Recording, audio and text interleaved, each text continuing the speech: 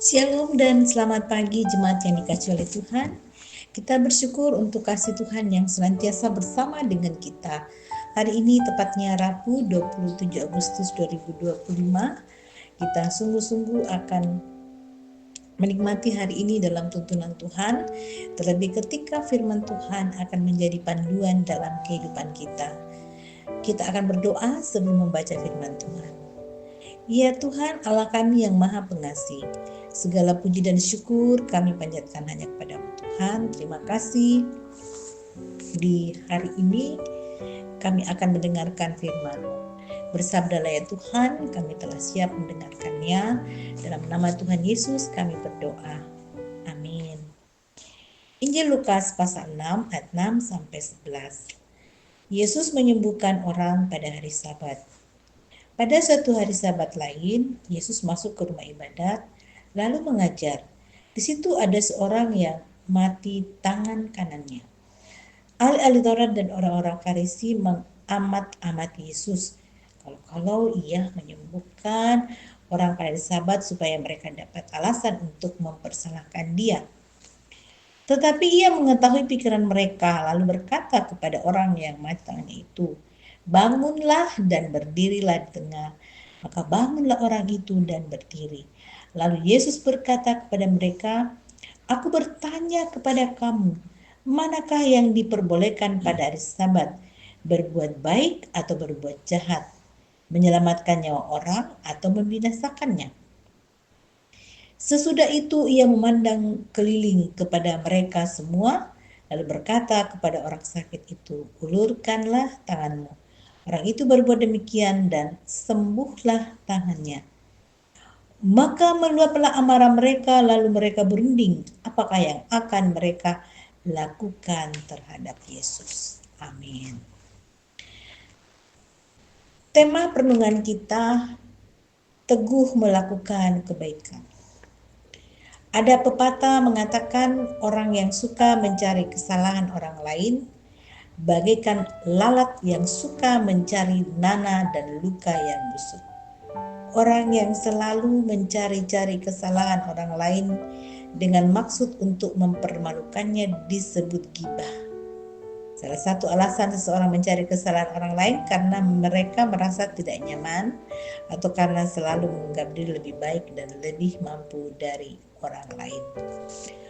Orang Farisi dan para ahli Taurat selalu berusaha untuk mencari kesalahan pada diri Yesus. Apapun yang dikatakan dan dilakukan oleh Yesus dan tentu semua itu adalah kebaikan dan kebenaran, namun bagi mereka selalu anggap salah dan melanggar hukum Taurat.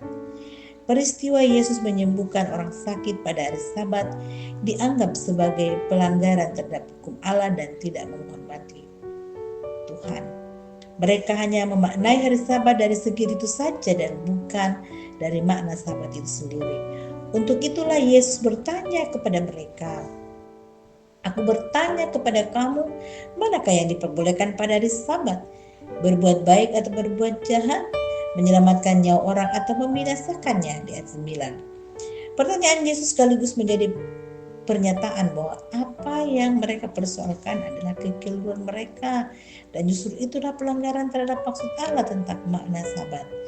Bukankah bagian dari makna Sabat adalah melakukan kebaikan dan menyelamatkan hidup dari penderitaan? Berbuat baik akan selalu ada tantangan. Orang yang hanya mencari popularitas sering merasa terasing dan apa yang kita lakukan sehingga berusaha menjatuhkan kita. Tindakan Yesus memberikan motivasi agar kita terus berbuat baik.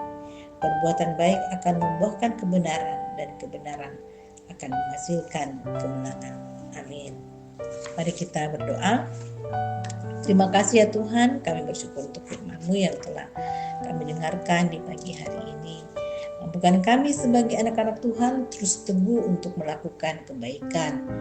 Tuhan sudah terlebih dahulu terus mengasihi dan mengampuni kami, maka itu akan menjadi sumber iman dan kekuatan bagi kami pun dimampukan untuk melakukan kebaikan dalam hidup yang Tuhan kurniakan, yang akan membuahkan kebenaran, yang menghasilkan kemenangan. Berkati seluruh jemaat untuk berkarya hari ini Tuhan.